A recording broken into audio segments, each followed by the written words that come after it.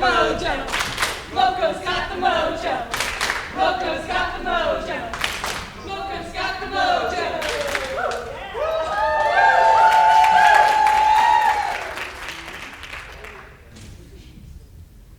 Well, hello and welcome, Monroe County. Hello. Are you ready? Yes! You may begin. Let's start with the video. Once upon a time in Monroe County, Indiana. I'm Julie Thomas, Monroe County Commissioner. Welcome to Monroe County, Indiana, the home of Bloomington and Indiana University. We are limestone-producing, bicycling, world-class music-making, and art-focused community.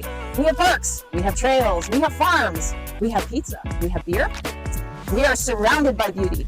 Lake Monroe, National and State Forest, and the beauty of Bloomington, especially in the spring, including the beauty of architecture. Check out these amazing limestone buildings on IU's campus. And we have beautiful people with amazing ideas.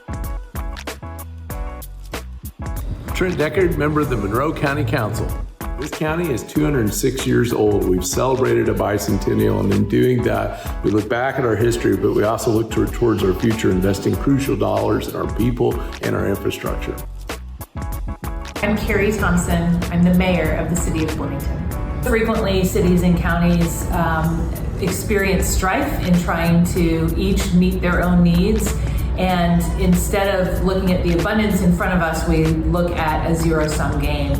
Community Voices for Health instead works on an asset-based model where everybody's voice contributes to the greater whole, and where we can really rehearse a dialogue and a deliberation where we are seeking to win for the entire community.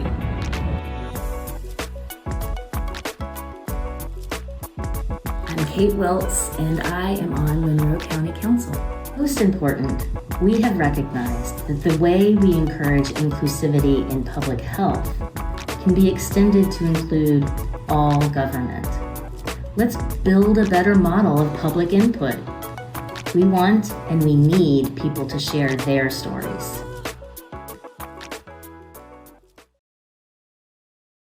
Well, hello. Here we are, a team from beautiful and culturally rich Monroe County.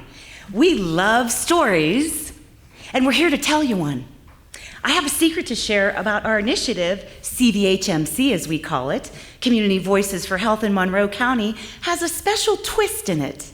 It is based inherently in gathering stories from community members, hearing as many underrepresented voices as possible, hundreds of them to be true, through interviews and community conversations. Forget that 3 minutes at the microphone stuff at council meetings. Sorry, but that's not meaningful or effective, and most know that. Just as COVID swept through, we found a way to pull together a representative cross-sector team of collaborators to put public engagement into action in an innovative way. We decided to walk the talk and bring others on board by example. I'm Lisa Marie and part of the public engagement design. After a few years of CVHMC work, we remain steadfast to train facilitators, to bring in resources already out there to promote, convene, and support leadership and uplift community members. And we began to see changes. Alleluia. We weren't sure where we were going when we started, but we agreed on a shared vision to first build relationships among ourselves and the community, to listen to the stories of our community. And I mean really listen. That's when things shifted. As we met people where they are, from vastly different backgrounds and socioeconomic places, public leadership roles, and more, we gained insights on issues about health and well-being, and in turn, we could accomplish the second part of our vision, to involve decision makers throughout the movement. And to give you a glimpse of the work on the ground. Hi, I'm Provenard. I'm an Indiana University student. As a trained facilitator who's led many conversations, I see that the value of dialogue and deliberation for communities is that they have the opportunities for different kinds of conversations. It's about being respectful to each other and encouraging people to stay curious even when they're frustrated or angry. Deliberation helps people better understand the problem and associated trade-offs to consider all perspectives.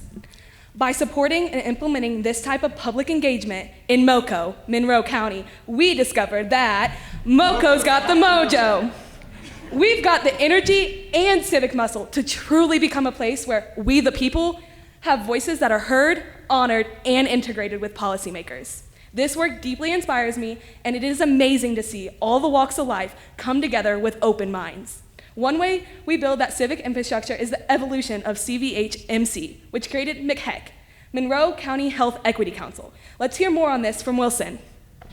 Hello, my name is Wilson, and I am a board member and mediator at a local nonprofit in our community. I started at CVHMC as a graduate student who became a lead facilitator and served on multiple leadership teams. These teams were comprised of a diverse group of community members, especially those from underrepresented communities.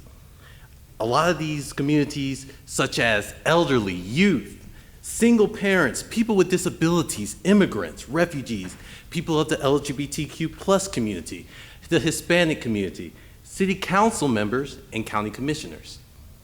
With the dialogue of productive to improve, policy making, we created the steering committee and the advisory council, each team working together in unison, collectively with the task of finding and creating a standard method of fostering better communication and action. By piecing together a pathway forward, MCHEC became the bridge building network to sustain this wonderful movement. I'm Marta. I'm involved with the Bloomington Housing Authority Residents Council at Public Housing, as well as a MCHEC member. The Resident Council runs a pop-up weekly food pantry. I was interested in sharing my health story, and I wanted other real people to be heard and involved in the process, whatever that was. The CVH movement shows that people can be listened to and heard through dialogue. With this human, personal approach, it's clear that this initiative wants the best outcomes for the people of Monroe County. MCHEC is a continuation of the process of expanding networks to connect real folks' stories with policy leaders. The council provides momentum and a vehicle of hope for others. People who are making policies are listening to people. How can that not be good? We are moving past the pandemic and moving forward to a new normal of listening to real-life humans. Hi, and I'm Kathy, representing Monroe County government. We support and are part of MCHEC because of its dedication to hearing and amplifying the voices of the less powerful and connecting them to elected officials and decision makers. Our health department is currently conducting a community health assessment, and because of being a part of MCHEC, we have expanded our traditional 4 to 6 focus groups this year to 16, nearly covering the whole county. The next steps of this will involve combining the input of the focus groups and a community survey with community health data, and then presenting it back to the community and having them vote to select the priority issues for the next community health improvement plan. So next, let's talk about our next project, which is how we expanded this movement and spread it statewide through Indiana. I am Lisa, an IU professor. Indiana has a culture of no public comment in city and county public meetings. The state open door law does not require it except for school boards, and 70% of the municipalities have no open mic time. The Partners Council we created includes Indiana statewide membership organizations representing cities, towns, and counties, and nonprofits providing healthcare. We shared learning and ideas on collaborative governance and got feedback on how deliberative dialogue might work in widely differing communities. We shared learning and ideas on collaborative governance and got feedback from the Partners Council that shared products and tools statewide through conferences, workshops, and podcasts. The CVHMC Toolkit is open access and free to anyone for planning deliberative public conversations on social determinants of health. The toolkit will help communities roll out similar initiatives. Hi, I'm Carrie Thompson, and I get to be the mayor in Bloomington. The development of MCHEC steeled my belief that government could be inclusive. After my former role of leading the Center for Rural Engagement at Indiana University, which worked in 54 rural counties. This belief that taking the time to listen to all of the people, especially those who don't usually show up at our meetings, creates a better Bloomington and a community that can truly thrive. The social determinants is just really another way to say the factors that help people thrive. They're about health, sure, but in the end, they're about neighborhoods, economic prosperity, and human connectedness. Our team has a great start in actually meeting these for the people of MoCo, and will continue with the groundbreaking work of the Health Equity Council. This is the end of our story for now, but we know that it's really only the beginning. Thank you for your time.